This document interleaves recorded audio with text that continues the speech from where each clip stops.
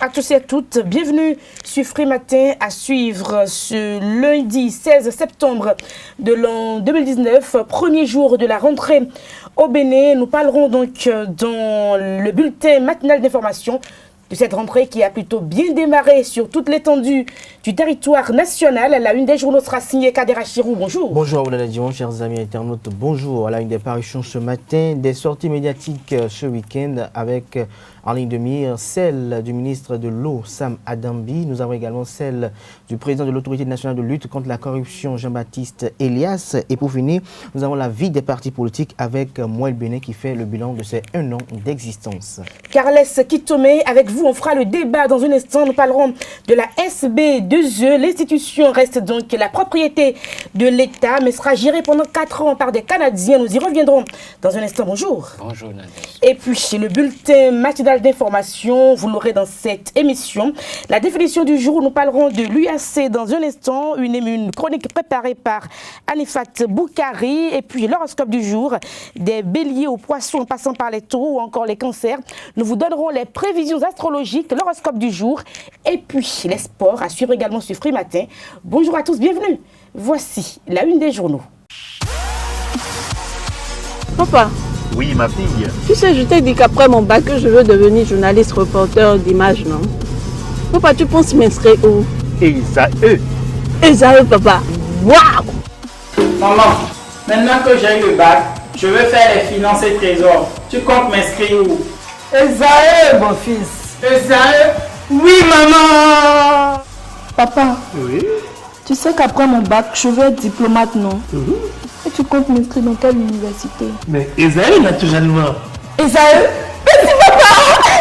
À ESAE, vous êtes bien formé dans les filières comme administration du travail et de la sécurité sociale, administration générale et territoriale, administration des impôts, gestion des marchés publics, planification et développement local, droit et sciences économiques et de gestion. ESAE, c'est aussi sa télé numérique ESAE TV et son journal L'Informateur. ESAE, c'est à Bedjromede, 3e rue après le carrefour 16 ampoules allant à Jericho. Numéro de téléphone 98 98 14 00 96 80 55 11 90 93 65 21.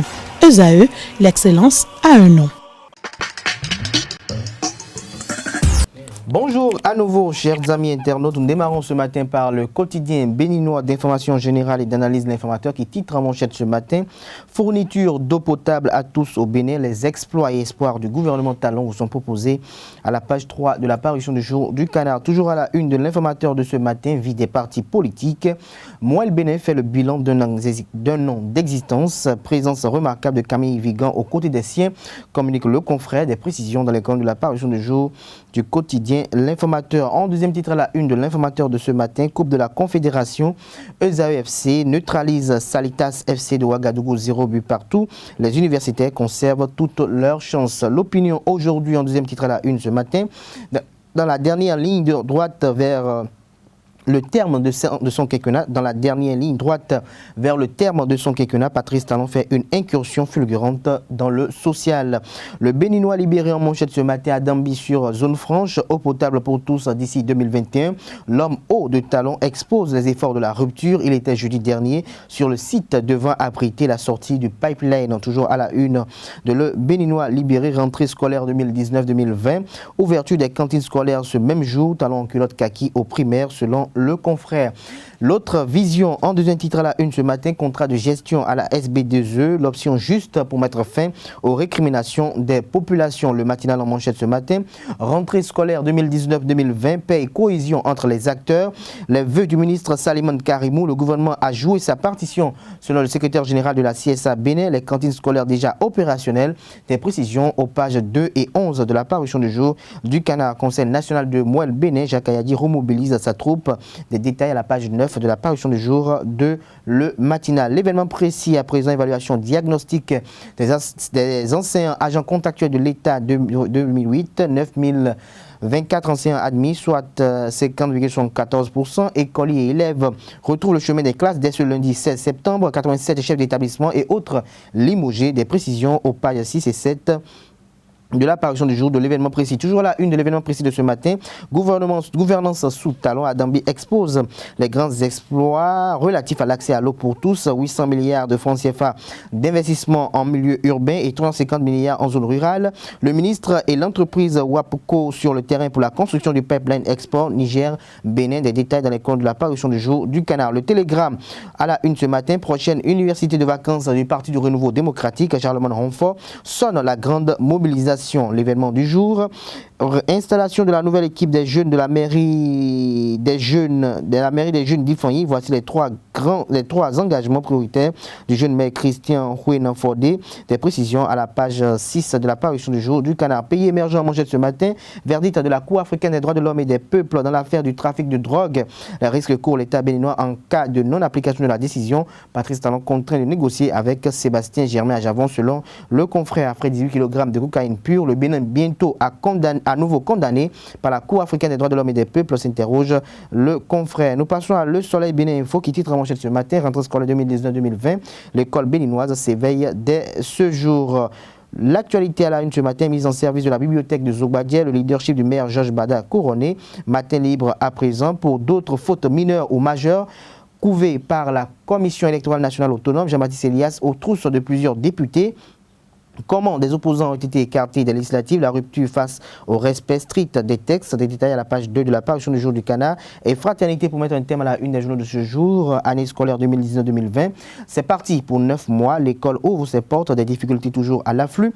La liste des mutations des enseignants, les comptables et intendants des établissements connus, un taux de réussite de 50,74% pour les ACE de 2008 évalués. Tout ceci aux pages 5, 6, 7 et 9 de la parution du jour de fraternité et applaudi par Elisabeth Pouillon, la cour Djogbenou requinquée.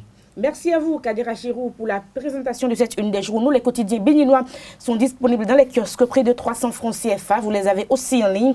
Nous passons à présent au bulletin matinal d'information sur Free Matin.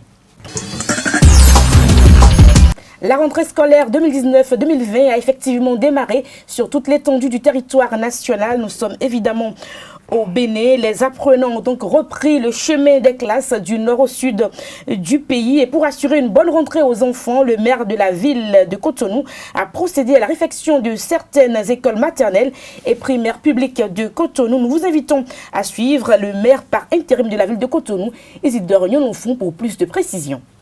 Au nom de la municipalité de Cotonou, l'honneur me choisit de m'adresser à vous en cette veille de rentrée scolaire pour vous réitérer l'engagement et le soutien du conseil municipal pour une année scolaire apaisée. Après quelques mois de vacances, nos enfants reprennent le chemin de l'école. Ce fut pour eux un moment de repos et de distraction. Pour assurer une bonne rentrée à nos enfants, la ville de Cotonou a pris quelques dispositions pratiques conformément à la loi 97-029 portant organisation des communes en République du Bénin, qui stipule en son article 98, je cite, « La commune initie toutes les mesures de nature à favoriser et à promouvoir l'éducation de la jeunesse. » Fin de citation.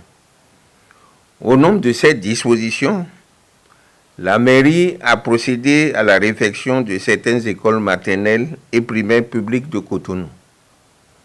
Il s'agit d'une part des écoles maternelles du Nouveau Pont, Saint-Michel, Toweta, Wenoussou et Fifali. D'autre part, des écoles primaires de Bégamé Sud, Bégamé Nord, Akokbato, Yébikodi, Akouloumé, Kadjeon Goudjekota, Jéricho, Dandji, Avotrou, Tanto et Sédandé.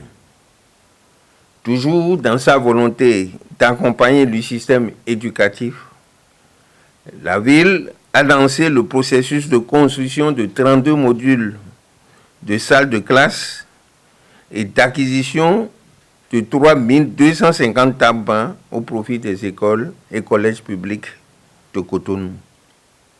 C'est le lieu de remercier du fin fond de mon cœur le gouvernement et son chef le président Patrice Talon pour les dispositions qui ont été prises pour assurer une rentrée apaisée à nos chers enfants.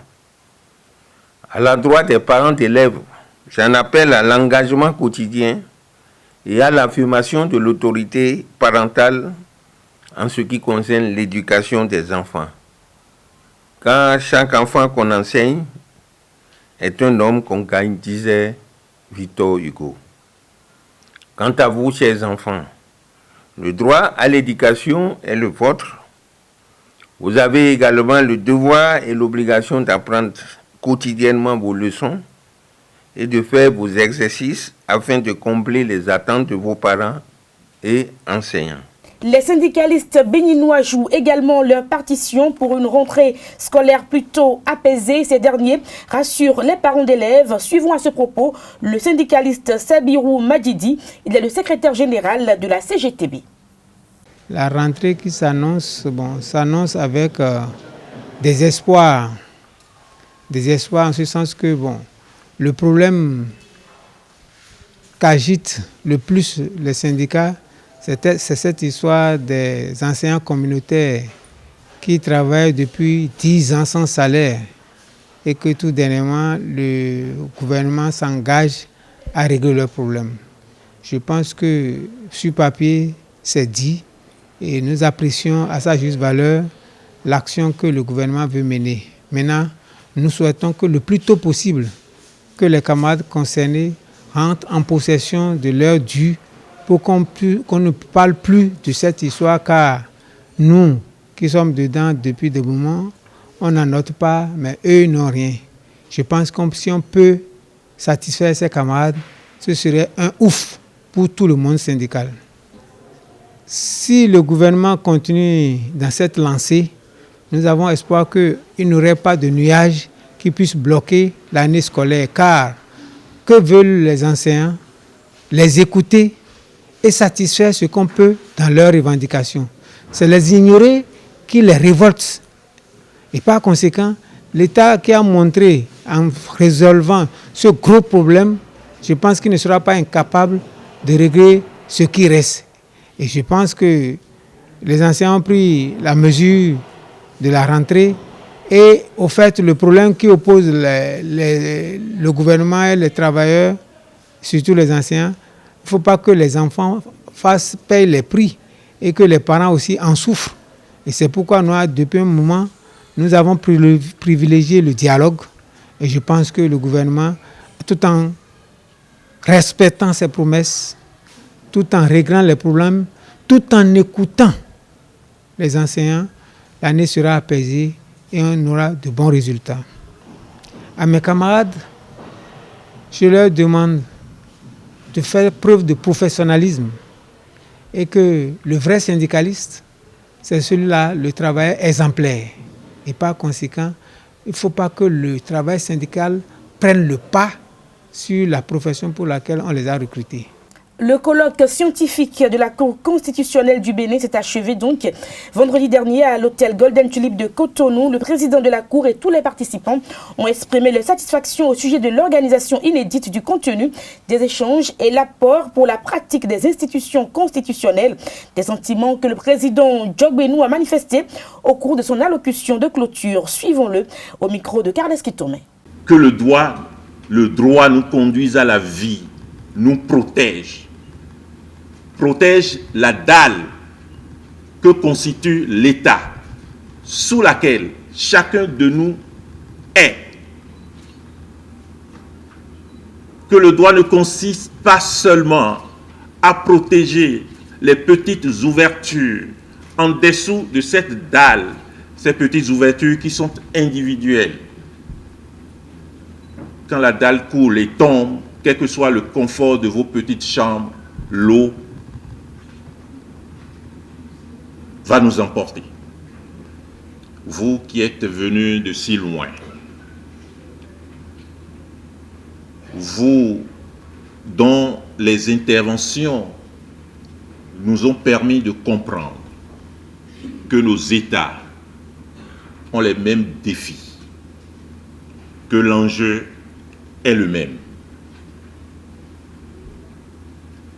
que les solutions pour les institutions que nous incarnons sont difficiles,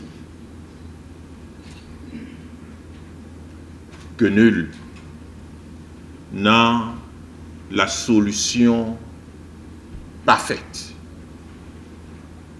qui satisfasse les besoins, les interpellations, les questionnements de nos peuples.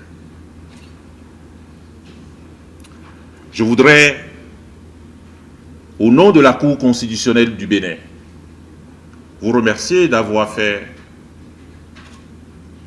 non pas seulement un acte de présence, mais un acte de partage.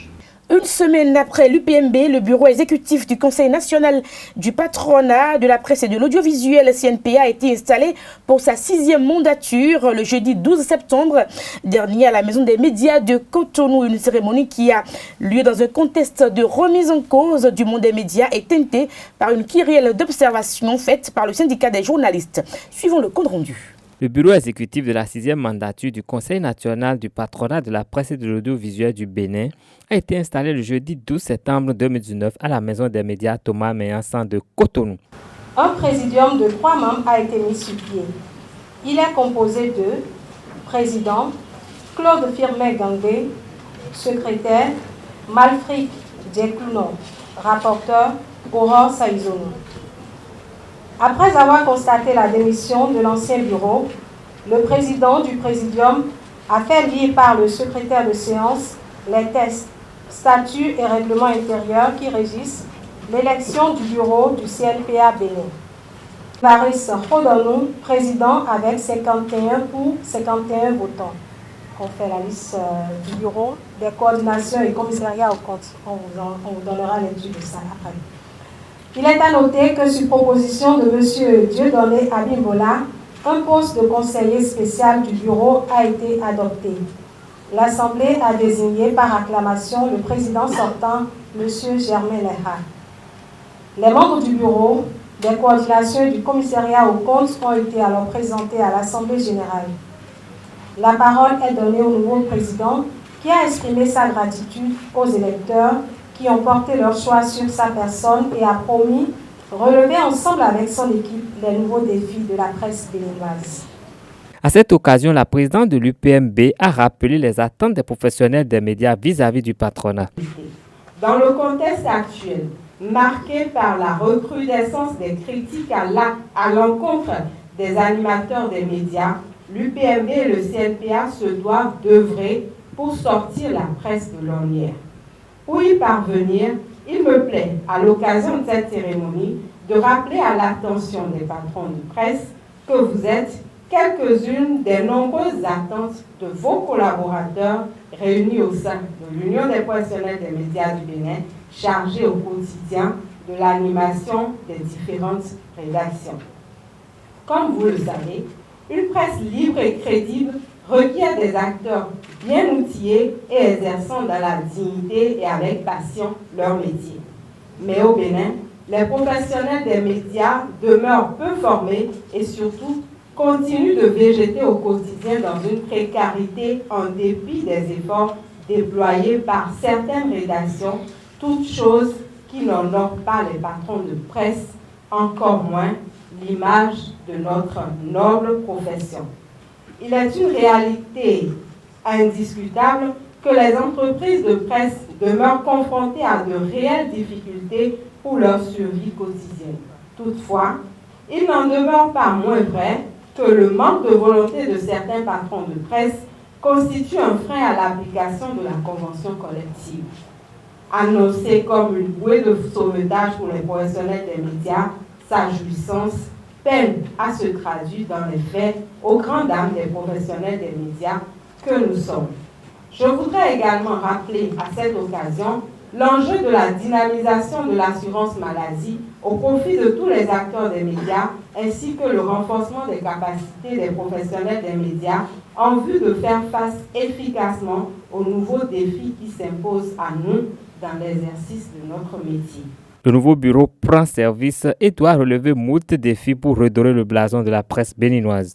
Ainsi se referme ce bulletin matinal d'information sur Free Matin. Nous passons au débat. Le débat sur Free Matin, nous parlons donc de la SB2E. Nous avons tout suivi le dernier conseil des ministres. La société restera donc la propriété de l'État béninois, mais bémol. Donc, elle sera gérée pendant 4 ans par une société canadienne, Kaderacho.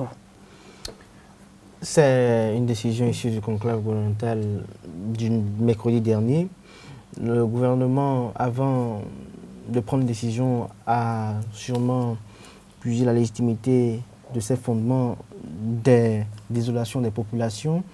En dehors de cela également, il y a le fait qu'il y a beaucoup d'anomalies au niveau du fonctionnement de la société elle-même, ce qui parfois déteint sur la qualité des services. Et donc, il a été de bon ton que l'État puisse revoir un peu la manière dont les choses seront opérées pour les besoins d'efficacité et d'efficience. Et donc, c'est dans cette dynamique que l'État a décidé que l'ASB demeure son patrimoine, mais elle sera gérée par des étrangers.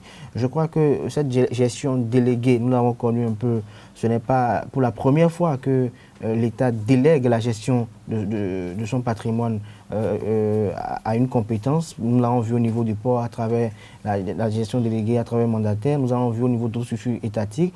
Cela s'inscrit dans la dynamique de pouvoir améliorer les performances de la dite société. Vous n'êtes pas sans savoir que beaucoup de personnes se plaignent des qualités de service de la SB2E, comme quoi parfois il y a des anomalies au niveau des factures, il y a parfois, je dirais, une lenteur dans la qualité de service des populations. Et donc, c'est pour revoir tout cela pour que les choses puissent se passer de manière très agréable. Vous savez, au niveau de la fonction publique, les uns les autres, les agents souvent une certaine couverture de la fonction publique. Il faut que, généralement, ils se foutent des populations, ils se foutent des administrés, parce que vous n'êtes pas savoir également qu'il y a quelques temps, quand vous allez à un guichet pour payer votre facture, vous constatez avec beaucoup de désespération qu'au lieu de vous servir, elle est beaucoup plus attelée à son smartphone, mais elle ne s'inquiète pas, même si vous allez déposer une lettre dans la boîte à suggestion, parce qu'elle se dit que quel qu'il soit ce qui se passe, elle aura juste une demande d'explication et qu'après, elle aura son salaire parce qu'elle est déjà agent de l'État. Mais désormais, quand ce sera une gestion déléguée, vous allez voir que le délégataire va mettre au contrôle des personnes qui seront en charge de veiller au respect strict des engagements pris, au respect strict de la qualité du service, et donc des sanctions pourraient tomber. Donc dès qu'il commence par planer une menace sur l'emploi, je crois que ça motive davantage, je dirais, à pouvoir rendre également service. Donc j'estime que c'est une bonne option. Nous allons l'expérimenter pour voir ce que ça a donné. D'aucuns auraient même voulu que l'État essaie de voir comment subdiviser le secteur pour laisser quelque part au privé afin qu'il puisse avoir une concurrence. Dès qu'il y aura la concurrence, je crois qu'au niveau des coûts, il y aura une amélioration. Au niveau de la qualité de service, il y aura une amélioration également. Et nous allons peut-être rejoindre le secteur comme le secteur des télécommunications. Alors, Thalès Kitome, les populations béninoises se plaignent effectivement de la SB2E. Est-ce que finalement on a trouvé une façon pour qu'on puisse en sortir définitivement? Peut-être. Peut-être oui, mais ça pose un gros problème. Un gros problème, c'est le problème avec les cadres africains. Je crois qu'à la SB2E, nous avons toutes les compétences qu'il faut pour que cette société marche correctement. Mais malheureusement, ça ne va pas et on ne peut même pas leur demander des comptes. C'est comme Kader Achou l'a dit tout à l'heure, quand les gens sont dans la fonction publique, bon, c'est vrai, on se dit qu'on a toutes les couvertures, on ne veut plus rien faire. Parce que je suis convaincu que quand les Canadiens viendront prendre la gestion de cette société, les cadres béninois vont rester en place. C'est vrai que peut-être la direction va changer, mais ils seront obligés maintenant de suivre les ordres, sinon ils se feront virer. Vous savez, virer quelqu'un de l'administration publique, ce n'est pas facile. Mais quand il y aura ce contrat, ils pourront se faire virer. Donc c'est à croire qu'on préfère encore l'esclavage. Parce qu'un blanc va venir, va donner les ordres. Si on fait mal, il va nous mettre dehors, on est d'accord. Mais quand ce serait là, notre administration, qu'on va mettre les gens dehors, on va refuser de partir. Tel député qui même n'a aucun diplôme va venir pour jouer, je ne sais pas. Et quel directeur, tel ministre. Les gens vont commencer à intervenir et ça embrouille tout.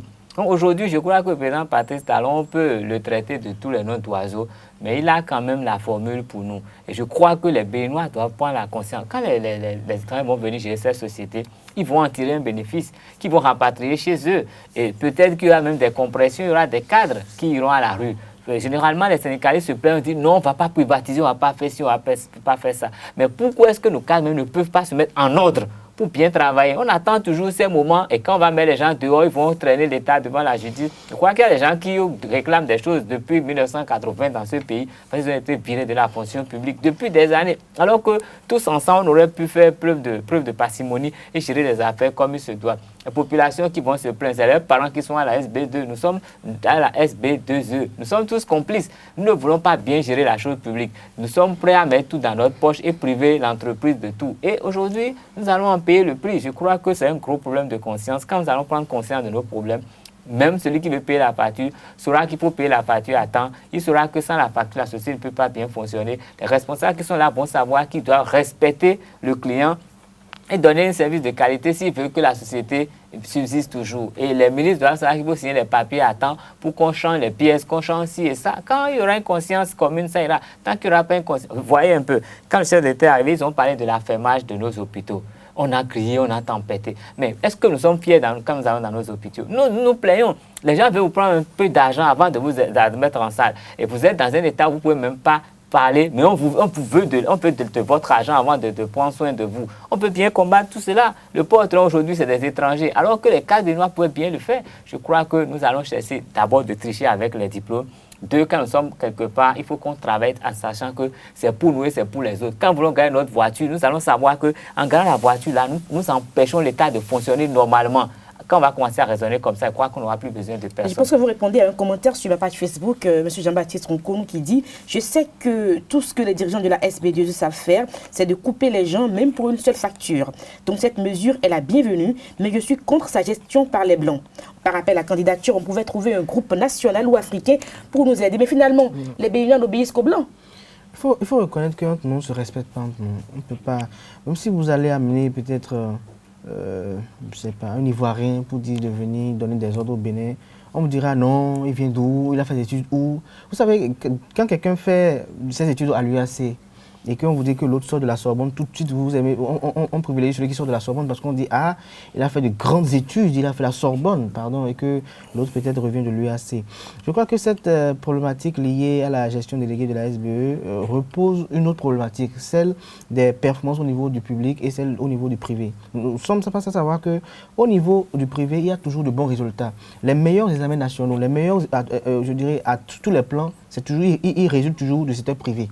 Alors que quand vous voyez ce qu'on paye dans le secteur privé, ce qu'on paye dans le secteur public, il y a une vraie différence. Parce que dans le secteur public, les gens sont bien traités parfois, les salaires sont agréables, alors que dans le secteur privé, les salaires sont miséreux, mais il y a parfois plus de rendement que cela. Et ce qui est encore dangereux, c'est que vous voyez des gens qui doivent rentrer, qui doivent venir au boulot, d'ailleurs au secteur public, ils doivent venir au boulot à 8 h. Ils peuvent venir à 10 h ou à 11 h, ça le plaît, inventer une maladie ou peut-être une permission. C'est la rentrée, ils vont tous venir à 9 h ou à 10 h, sous prétexte qu'ils sont allés inscrire leurs enfants, alors qu'ils sont payés là-bas. Il invente une permission, il peut faire 2 semaines dans le mois, le poste là est vacant, l'administration tourne au ralenti, mais ça fonctionne comme ça. Alors que vous êtes face à ça, que dans le privé, c'est pas possible. On vous dit 8 h, vous êtes là à 8 h 5, 8 h 10, à 2 reprises successivement, 8 h 10, vous voyez déjà une demande de justification, la seconde vient, la troisième fois, vous êtes viré. Et donc là, il n'y a pas d'état d'âme. Et je me pose la question de savoir, est-ce que ceux qui travaillent dans le secteur privé, ceux qui travaillent dans le secteur public, est-ce qu'ils ont une différence? Est-ce qu'ils ont eu des diplômes de manière différente? Est-ce qu'ils ont des têtes différentes? C'est les mêmes personnes qui travaillent dans le public, qui travaillent dans le privé. Pourquoi on refuse qu'on accepte cela et qu'on veut cautionner le fait qu'il faut sécuriser l'emploi et dès qu'on est agent contractuel de l'État, c'est fini, il faut forcément faire les 30 ans et qu'en voulant faire les 30 ans, on peut s'installer dans la bouderie, faire la pagaille, aller dans les mouvements d'humeur, se faire instrumentaliser par les politiciens. Je crois que non. La mesure qui a été prise est une bonne mesure, une mesure sanitaire. Comme l'a pu si bien le relever Kales Kitome, le commentaire que vous avez pu constater tout à l'heure, nos cadres sont bons au verbiage creux. Nos cadres sont bons pour tout ce qui est dans les paroles. Tenez par exemple, quand on prend le plan politique, vous avez constaté que beaucoup, avant les élections présidentielles, avant beaucoup de choses, ils sont fertiles en réflexion. Ils arrivent à vous démontrer par A plus B que voilà comment on peut diriger un pays, voilà comment on peut faire. Mais dès qu'ils sont au pouvoir, les choses changent. Aujourd'hui, on entend encore d'autres qui sont en train de, je dirais, jeter de l'eau propre sur la gouvernance actuelle. Si jamais les choses se passent autrement et qu'ils viennent au pouvoir, vous serez les premiers encore à être déçus d'eux parce qu'ils vont vous étonner par leurs actes. Parce que la meilleure des choses qu'ils savent faire, c'est bavarder. Aujourd'hui, que nous avons à la tête de ce pays quelqu'un qui est beaucoup plus pour les résultats et qui a pu comprendre que pour les faire, il faut parfois aller contre la volonté des gens pour avoir un résultat. Et donc, on peut comprendre qu'on puisse envoyer des expatriés. C'est vrai que ça gêne. C'est vrai que pour des raisons de bienséance, ce n'est pas normal. Mais si c'est ce qu'il faut pour qu'on ait un meilleur résultat, alors il faut le faire. Si chaque fois nous allons rester dans le sentimentalisme, nous allons rester dans les émotions en disant qu'en prenant telle mesure, en prenant telle chose, nous allons gêner des gens, nous allons déranger des intérêts politiques. Je crois que le développement, là, c'est même dans 100 ans, dans 200 ans, nous ne l'aurons pas parce que nous ne voulons pas faire le sacrifice. Et n'oublions pas que si chaque fois nous aimions citer la Chine, le Japon, les États-Unis, ces pays-là, il y a une génération qui a accepté de se sacrifier pour d'autres. Si nous voulons véritablement le développement de cette nation, acceptons véritablement de faire sacrifier, sacrifions nos intérêts pour le bonheur des générations futures. Et puis il y a Kofi Bernazou qui indique en fait qu'il faut confier au privé d'où qu'ils viennent.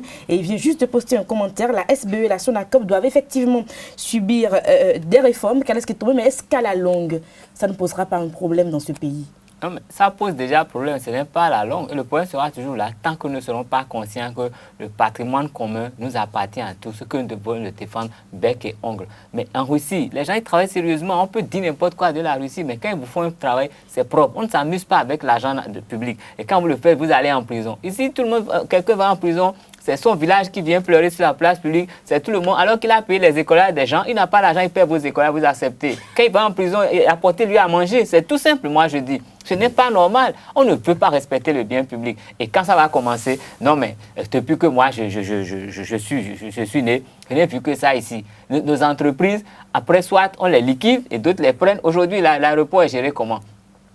À l'aéroport, il y a beaucoup d'entreprises, ils se sont partagés l'aéroport, ils gèrent, alors que si c'était bien géré, si c'était dans un bâtiment public, on aurait beaucoup de choses. Il y aura des prestataires sur place, mais ce n'est plus des prestataires. Les gens ils prennent tout au port. Qu'est-ce qui se passe? Nos hôpitaux, est-ce qu'on peut dire la vérité? L'eau, ça vient bientôt. Je ne veux pas dire qu'on est incapable.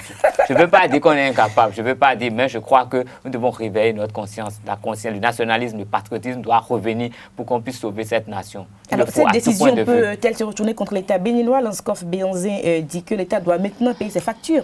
Sinon, les ministères ont un problème. Mais c'est clair. Comment l'État ne peut pas payer les factures? Même les anciens présidents ne payent pas les factures sur une dizaine d'années. Des députés, mais ils n'ont qu'à sortir la liste. Vous allez voir, c'est effarant. Avec le privé, ils n'auront pas le choix. C'est eux qui ont fait couler les Bécom. Oui. En ne payant pas, en prenant des cimes avec des donc chaque ministre doit payer ses factures, chaque député, chaque DG, chaque chef d'état-major, tout le monde doit payer. Tout le monde a chaque ministère et ça va aller un peu mieux.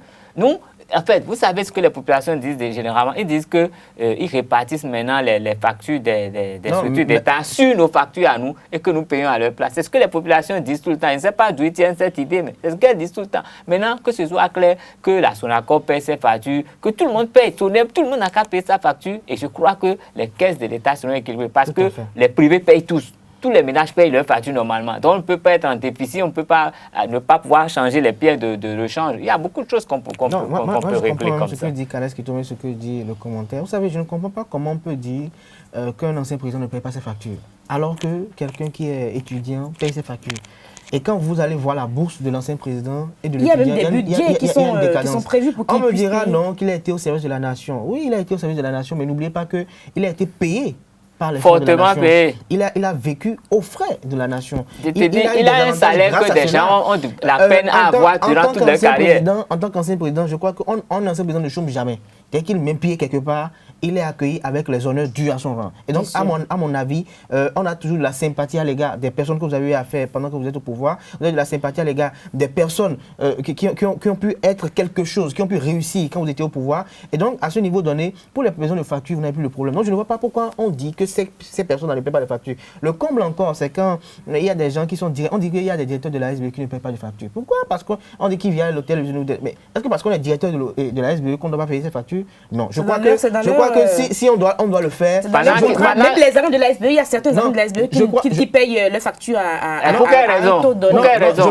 Ils sont à la télévision. Ils sont en quel type de béninois? Évidemment. Ils sont en quel type de béninois? Parce qu'ils travaillent comme non, c'est public. C'est public. C'est pas vrai. Non, c'est le patrimoine. Parce que vous êtes à la télévision et c'est normal lorsque vous avez un reportage qu'on ne vous facture pas de la même manière qu'on facture un client lambda. Non. Ils sont déjà recrutés par l'État. L'État leur paie un salaire au même titre que tous les autres agents de l'État. Ils n'ont qu'à rendre le service qu'il faut faire. Tout le monde fait les factures. L'État n'a qu'à payer des primes alors. Donc les médecins ne vont pas payer pour les soins. On est d'accord? Normalement, mais bien sûr. Je suis pour que la SBE leur fixe Entre eux, ils se comprennent les médecins. Je suis pour que la SBE leur fixe un seuil. Parce que nous sommes au Bénin. Justement, c'est un seuil qui est fixé aux agents. Oh, généralement, ils n'ont pas le seuil, ils sont dans Move, ils sont dans l'illimité en fait. Merci à vous, Kader Achirou. Et puis, je rappelle que nous avons le dispositif pour faire du direct sur Free Matin. Donc, en attendant que les compétences de nous rejoignent, vous pouvez laisser vos commentaires sur la page ESAE TV. Et puis, évidemment, on pourra tout au moins faire le débat en direct sur Free Matin très prochainement. Nous passons au sport.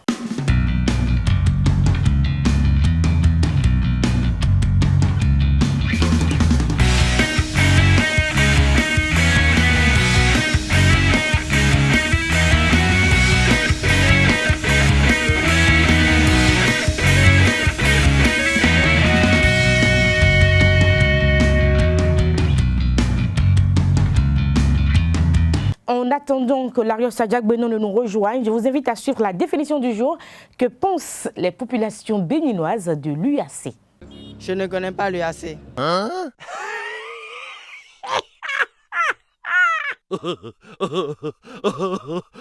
Oui, je connais l'UAC. C'est l'université du littoral, non? Hein?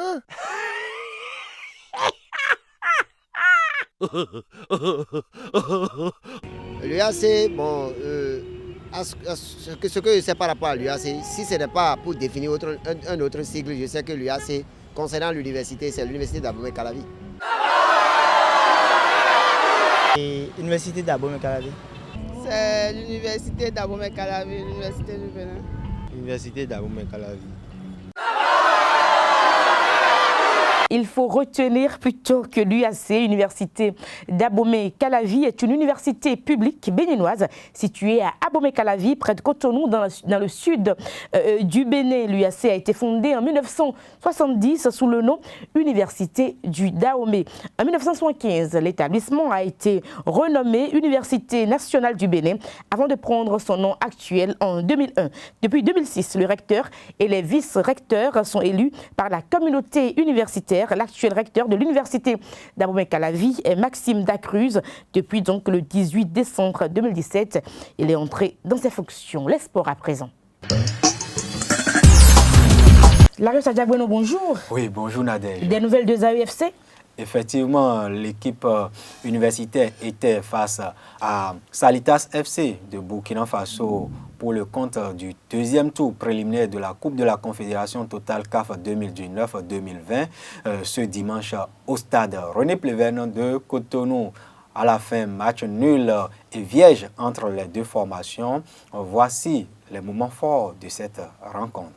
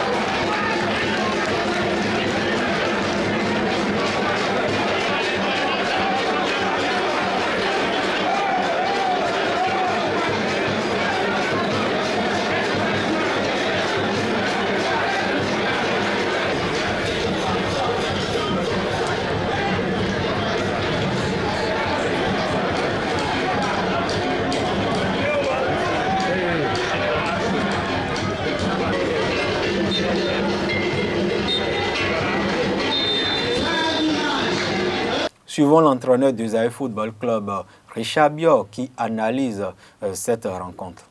J'ai joué dans un dispositif de 4-3-3 parce que je ne connais pas l'adversaire. Et je ne veux pas être dominé dans mon milieu de terrain. C'est la raison pour laquelle j'ai fait jouer 3 milieux de terrain et j'ai joué avec un seul avant.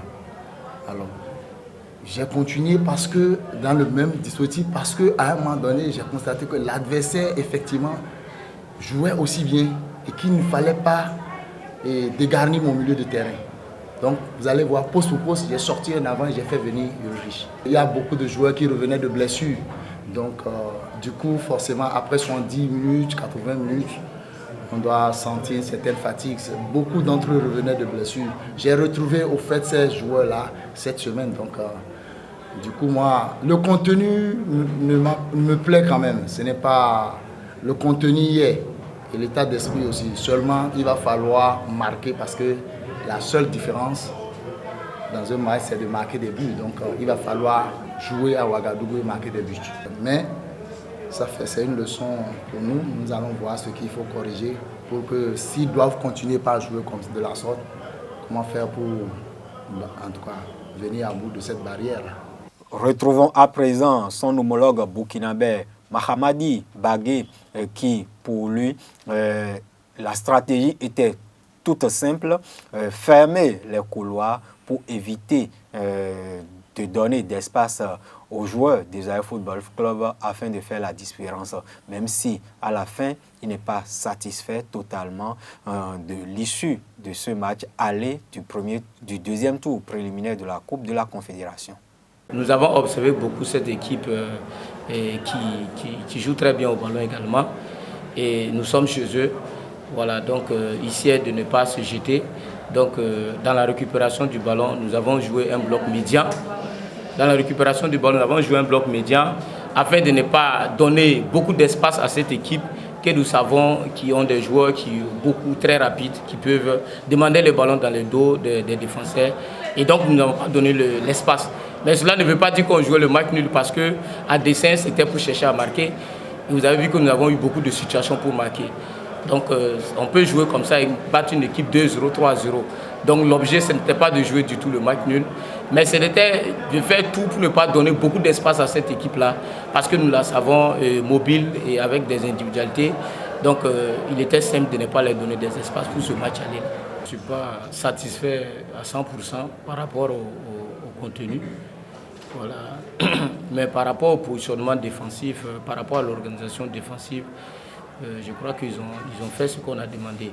Maintenant, au niveau de la reconversion offensive, l'utilisation du ballon, là, ce n'était pas trop ce que nous attendions, véritablement.